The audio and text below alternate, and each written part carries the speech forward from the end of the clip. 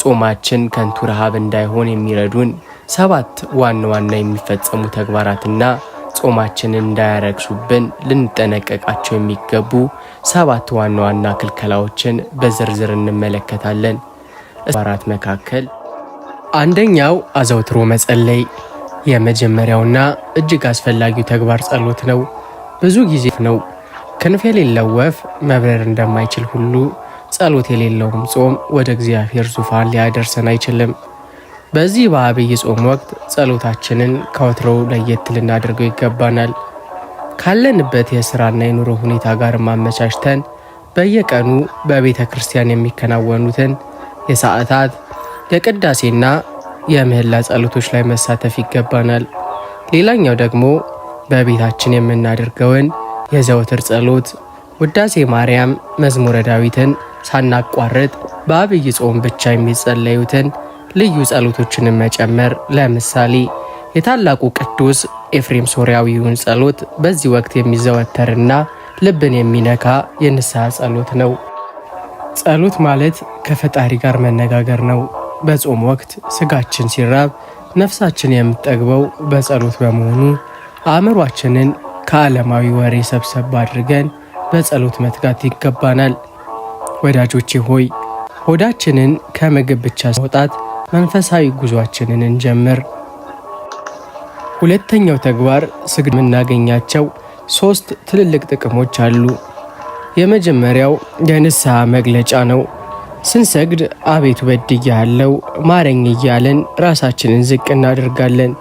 መሬት ላይ ተደፍተን ስንነሳ ደግሞ ከወደኩበት አንሳኝ የሚል ምስጢር አለው። ሁለተኛውም ስጋን ለነፍስ ማስገዛት።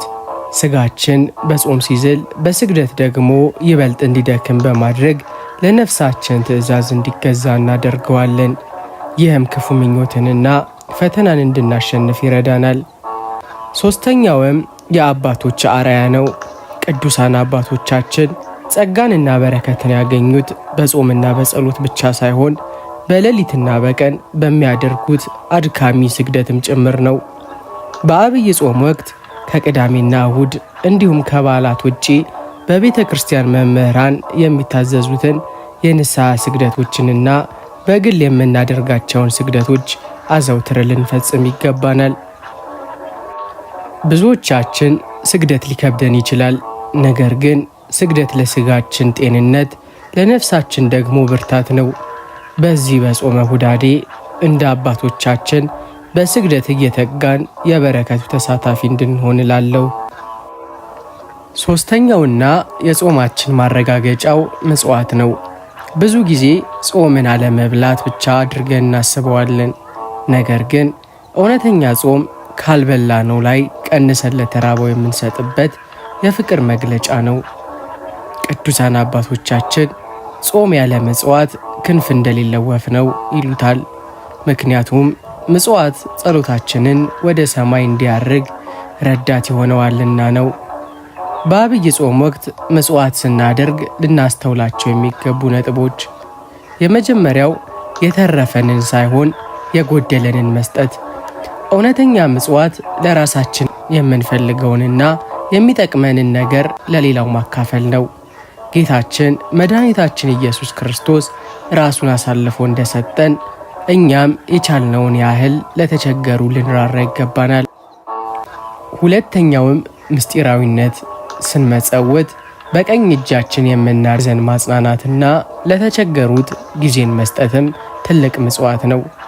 ጾም ስጋችንን የምንቀጣበት ብቻ ሳይሆን ልባችንን ለሌሎችም የምንከፍትበት ወቅት መሆኑን መዘንጋት የለብንም። ወዳጆቼ ሆይ አስተውሉ። የምንጾመው ምግብ ተርፎን ሳይሆን ያን ያልበላነውን ምግብ ለተራበ ወንድማችን ወይንም እህታችን ለመስጠትም ጭምር ነው። ጾማችን በምጽዋት ሲታጀብ እግዚአብሔር ዘንድ ተቀባይነቱ የላቀ ይሆናል። አራተኛው ተግባር ቃለ እግዚአብሔርን መመገብ ነው።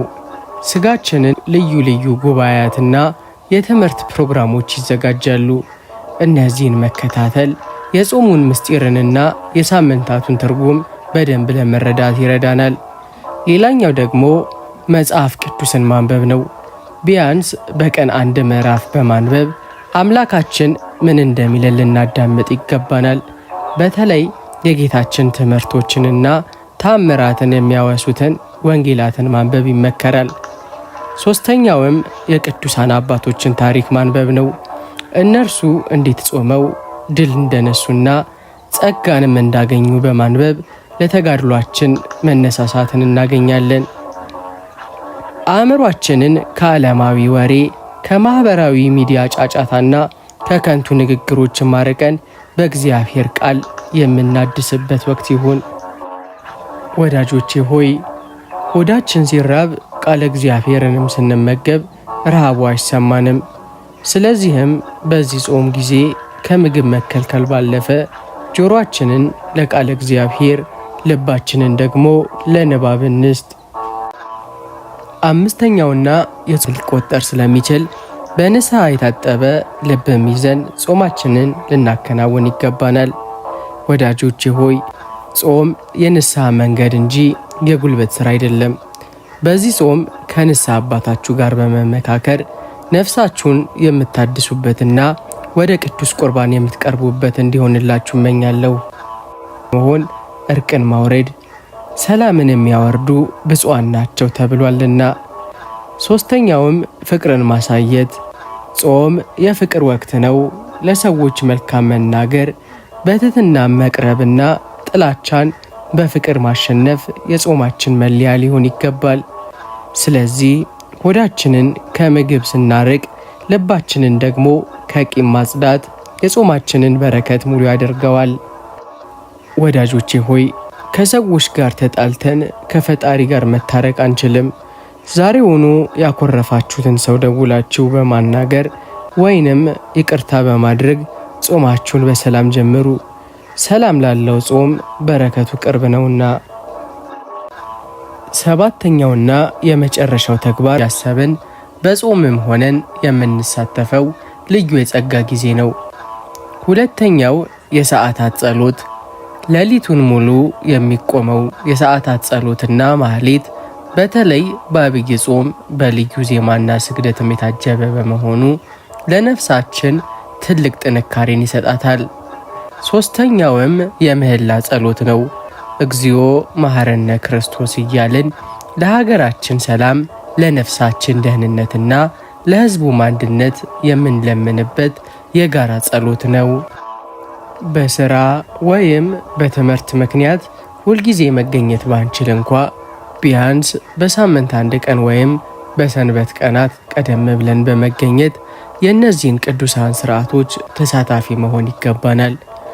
ወዳጆቼ ሆይ ቤተ ክርስቲያን በዚህ ወቅት የሰማይ ደጅን ትመስላለች።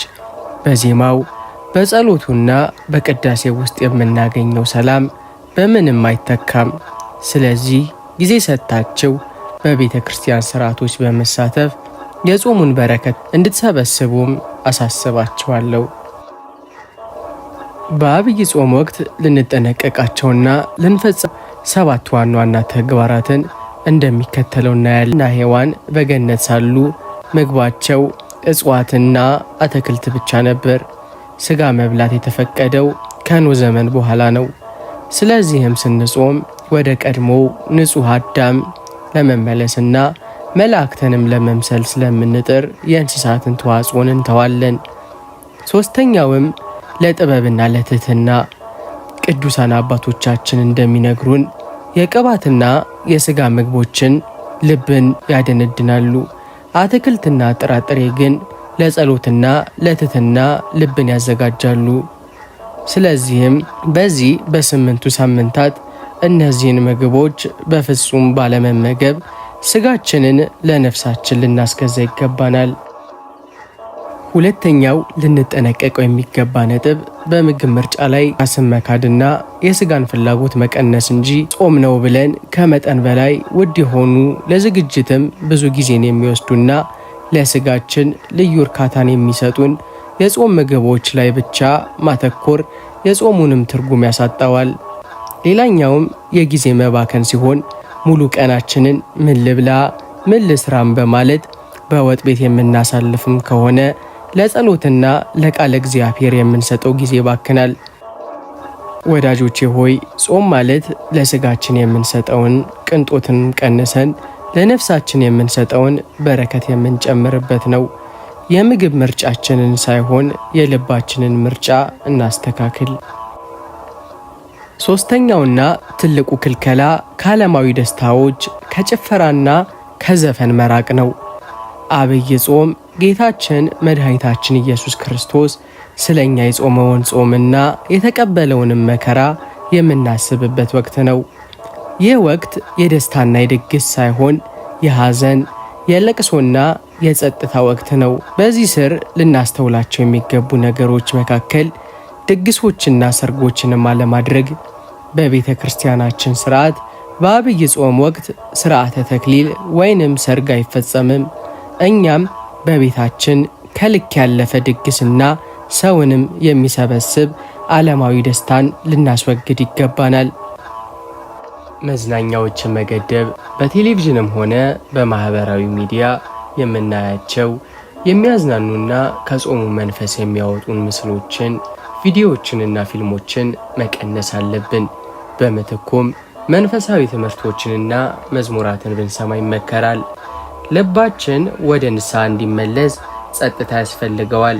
ጭፈራና ዘፈን ደግሞ አእምሯችንን ወደ ዓለማዊ ምኞትም ስለሚወስዱት በዚህ በተቀደሰ ወቅት ራሳችንን ከነዚህ ነገሮች መጠበቅ ይኖርብናል።